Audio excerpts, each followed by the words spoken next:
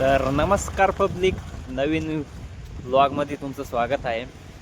तर आज आलो आहे आपण करंजवण डॅम, जो दिंडोरी तालुक्यातला एक मोठाच डॅम आहे. दिंडोरीपासून 19 किलोमीटर आणि नाशिकपासून 44 किलोमीटर.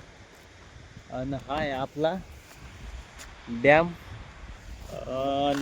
इथं म्हणजे आता मोऱ्या काय सोडेल नाही, पण आपण आता वर जाणार आहे. इथला म्हणजे असा काय, हा जो दिसू राहिलाय ना, याची उंची आहे 129 फूट उंचीचा आहे हा. एवढा मी माझा मित्र भास्कर, म्हणजे आता मागच्या व्हिडिओमध्ये तुम्ही पाहिला था ना, तो हा आहे. आम्ही दोघं आलोय.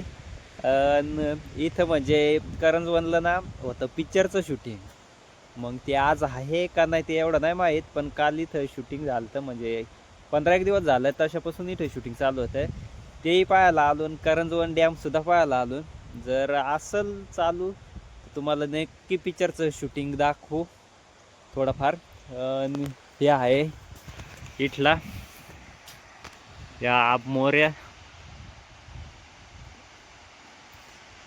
आणि इथंच काल शूटिंग झालं होतं. आणि हा नंतर इथला जो पाणी आहे ना, इथं शेतकऱ्यासाठी, इकडे कंपन्यासाठी, दुसरीकडे म्हणजे पियाला सुद्धा याचं पाणी वापरलं जातो. आणि परत सांगायचं झालं म्हणजे हा जो डॅम बांधला आहे ना, तो कादवा नदीवर बांधलेला आहे. आणि कादवा नदी आहे ना, ही गोदावरी नदीची उपनदी आहे. डॅमला ना 5 मोरे आहेत. हा इथं पूल आहे. पूल म्हणजे अजून लहानच आहे. जेव्हा ओव्हरलोड होत आहे ना, जेव्हा सगळ्या मोऱ्या सोडल्या जातोय ना, तेव्हा इकडूनचा जो हे परिसर जो आहे ना, पूर्ण याच्यावरून पाणी जातोय. म्हणजे तुम्ही विचार करतच असाल का, जेव्हा पाणी याच्या मोऱ्या पावसाळ्यात सोडल्या जात असतील तेव्हा किती वरून पाणी जात असेल इकडून. म्हणजे हा पूल आहे ना, पूर्ण पाण्याखाली जातो पावसाळ्यात. रस्ता तर माहीत नाही, पण शॉर्टकट ना चालू आहे इकडून. मग कुठून जातोय रस्ता त्या पाव इकडून वर चढलोय. चला मग आता इथं वर चढत आलो, पण अजून काय रस्ता सापडेल नाही आम्हाला. आणि हा इथून वरून नजारा इथला. हा माझा मित्र चाललाय पुढं. नुसत्या इड बाबळीचेच मोकार झाडा लावून ठेवले वाटतं. मस्त एखाद फळा बिळायचे लावले असते. फायनली इथवर आलोय रस्त्यापर्यंत, पण तिडही कुलूप लावलेला आहे. आणि हा आहे आपला खूपसूरत नजारा. सांगा भाई, काही सांगा. हा आहे आपला करंजवन डॅम. चला मग अजून पुढं. इकडं दिले कुलूप लावून, मध्ये काही जाऊन देणार नाही. आणि जेवढा लांबपर्यंत दिसत होता तेवढा नुसता करंजवन डॅम.